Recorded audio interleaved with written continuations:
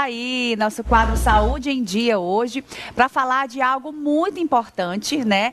Que é sobre o nosso sistema de processamento auditivo central. E para falar sobre esse assunto, já estou aqui no sofá, recebendo a querida fonoaudióloga Raniele Santana. Muito bem-vinda, querida. Obrigada. Um prazer ter você aqui no Revista. Igualmente. E para começar, eu gostaria que você explicasse para a gente o que é o PAC e depois a gente vai entender como funciona, se tem transtorno, se não tem, como tratar, o que diagnosticar, tudo isso aí aqui no nosso Saúde em Dia de hoje. Então, o PAC, Raquel, é basicamente a forma como o meu cérebro vai processar a informação ouvida. Eu recebo a informação do ambiente através de fala, uma conversa, e lá no meu cérebro, a nível central, vai ser processado, vai ser decodificada essa informação.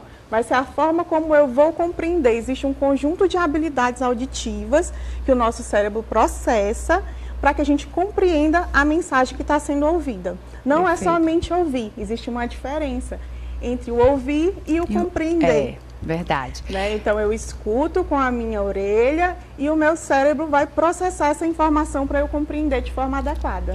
Perfeito. Doutora Rani, tá? Já estou assim Sim, bem íntima. à vontade. A partir de que idade a gente pode estar fazendo, vamos supor, algum tipo de teste ou exame para entender sobre esse sistema? Ou, primeiro, quais sintomas que a gente pode começar a observar que possam nos levar a procurar um profissional em que esse sistema aí, né, esteja com algum problema ou alguma deficiência, se puder falar assim? Geralmente, né, uma pessoa, uma criança, né, que tem uma predisposição para ter um TPAC, né, que a gente desconfia, ela vai ter alterações na desatenção, na escola, vai ter trocas de letras tanto na escrita como na fala, vai ter prejuízos aí na aquisição da escrita, da leitura.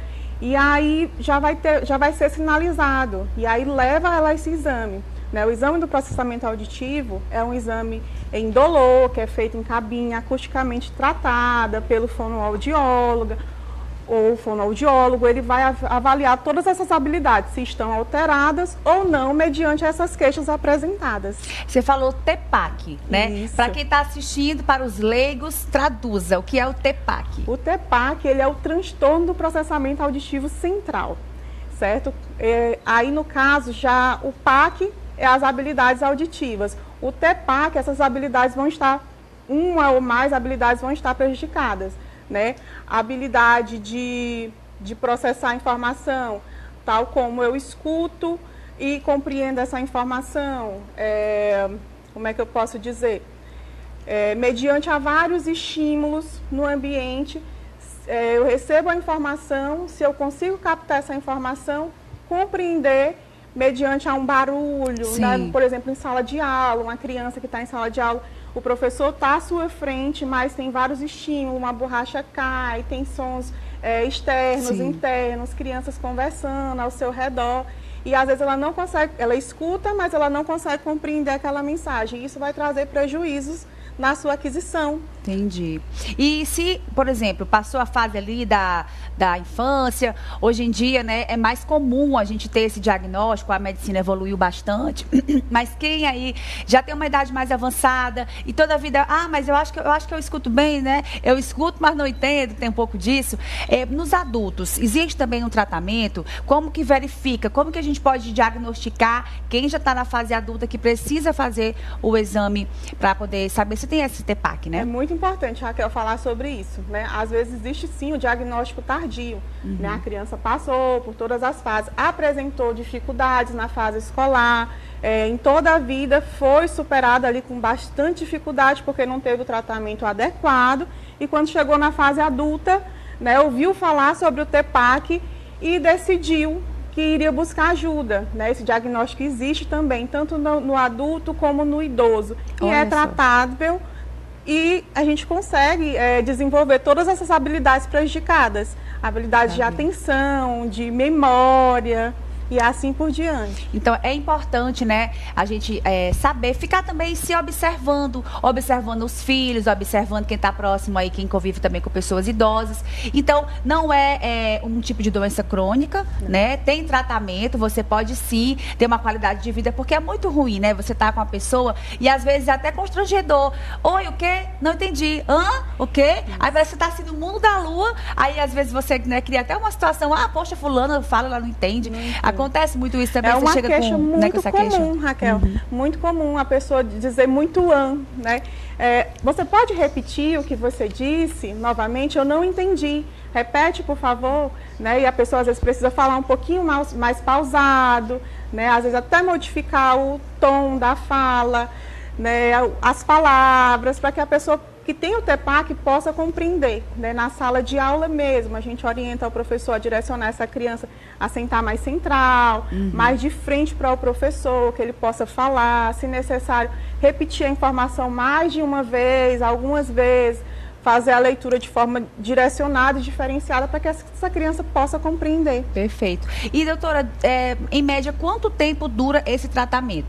E a pessoa vai fazendo ali as sessões, aí até quanto que ela está apta realmente a estar liberada e dizer, não, agora já não tenho mais o TEPAC e consigo, né, ter a atenção, escuto, meu cérebro compreende, mas de quanto tempo funciona esse tratamento? Geralmente, quando a pessoa tem somente o TEPAC, né, a gente aí estipula em torno de umas 10 sessões de terapia de cabine, de 10 a 12, mas é importante dizer que o TEPAC ele pode vir associado a outras alterações de desenvolvimento, tal como o TDAH.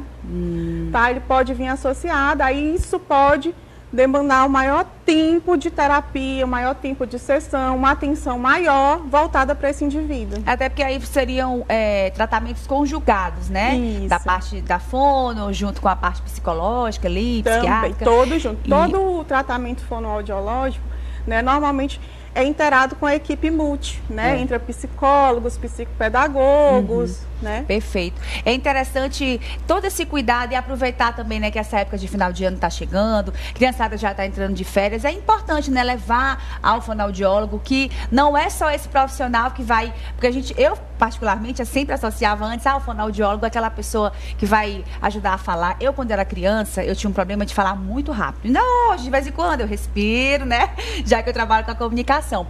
Mas a forma também de como a gente fala vem muito de como a gente escuta. Tem sentido? Tem conexão? Faz sentido, sim. Né? Às vezes, quando eu não escuto muito bem, quando eu tenho minha audição auditiva periférica um pouco prejudicada, eu tendo a falar mais alto. Né? Quando eu recebo essa informação sempre mais rápido, pode aumentar a minha velocidade de fala. Né? Ou então, quando eu escuto muito bem, eu consigo falar ali num padrão habitual de fala que todos consigam compreender essa fala. Doutora, e mais uma pergunta. Às vezes pode ser que haja alguma dúvida, né? Quando a criança nasce, por exemplo, a gente faz aquele teste da linguinha, teste do pezinho e o da orelhinha, que também é muito comum, né? E é importante. Nesse teste da orelhinha, pedir para o pessoal voltar para mim aqui a câmera. Nesse teste da orelhinha que a gente leva a criança para fazer, a diferença desse diagnóstico, né, que você estava me explicando nos bastidores, dessa audição periférica para o PAC, eu queria que você falasse para a gente agora, que é importante, por quê? Porque às vezes, não, meu filho não fez teste da orelhinha, de repente a criança vai crescendo, desenvolve, e os pais não atentaram, e tardiamente começa um tratamento que poderia ser preventivo logo no início, não é isso? O teste da orelhinha, ele faz parte da triagem auditiva neonatal, assim como o teste da linguinha, o teste do pezinho, né? E ele vai detectar se essa criança escuta ou não, né, perante a estímulos que vai ser colocado ali na orelha, né, como eu falei, existem 2 tipos de audição, a audição periférica, essa audição vai ser ali testada ali no teste da orelhinha. Perdeu o teste da orelhinha, nós temos a audiometria, que é um exame que vem até antes do exame do processamento auditivo central. Eu preciso da audiometria, eu preciso saber como esse paciente escuta para me fazer o exame de processamento auditivo central dele. Perfeito. Saber como ele está escutando, saber como é que está a orelha média dele, saber se está tudo bem. Ele faz, além da avaliação audiológica, ele faz o exame de imitanciometria, que vai ver como é que está a orelha média desse paciente. Eu recebo todas essas informações e aí vou direcioná-lo no exame de processamento auditivo. Perfeito. Raniele, querida, muito obrigada pela sua participação aqui no Revista, tá? É muito bacana a gente poder trazer assuntos para esclarecer. Final de ano vai chegando, é bom para você dar uma olhada aí como é que tá a criançada, ou você mesmo que está assistindo a gente, de procurar um especialista, viu? Muito obrigada. E volte ainda esse ano, ou então o ano que vem, trazendo mais informações que a gente adora. Raquel, tá bom? eu quero só aproveitar e parabenizar os meus amigos, meus colegas de profissão. Nós estamos na Semana do Fonoaudiólogo, dia 9 de dezembro, é o dia do fonoaudiólogo, e nós estamos aí nessas comemorações antecipadas. Pois parabéns, viu? Vocês são necessários, né, pra gente.